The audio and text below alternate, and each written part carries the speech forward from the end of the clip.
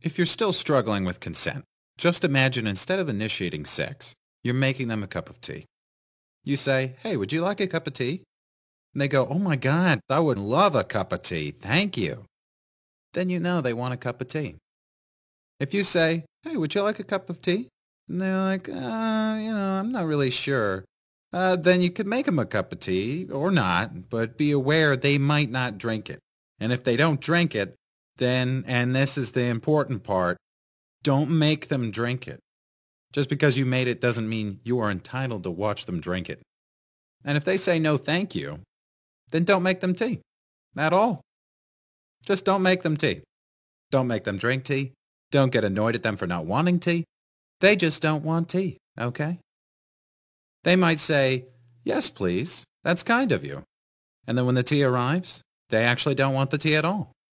Sure, that's kind of annoying as you've gone to all the effort of making the tea, but they remain under no obligation to drink the tea. They did want tea, now they don't.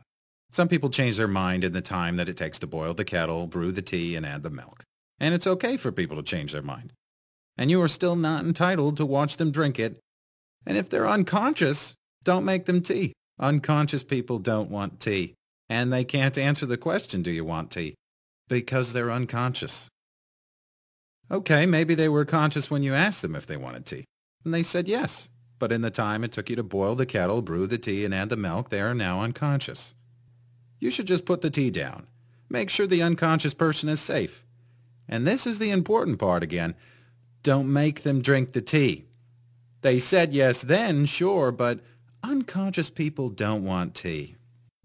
If someone said yes to tea, started drinking it, and then passed out before they'd finished it, don't keep on pouring it down their throat.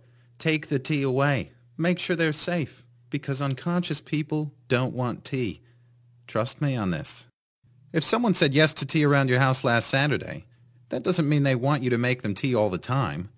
They don't want you to come around to their place unexpectedly and make them tea and force them to drink it going, "But you wanted tea last week." Or to wake up to find you pouring tea down their throat going, "But you wanted tea last night."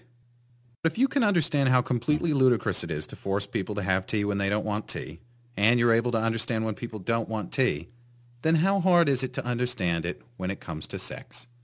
Whether it's tea or sex, consent is everything.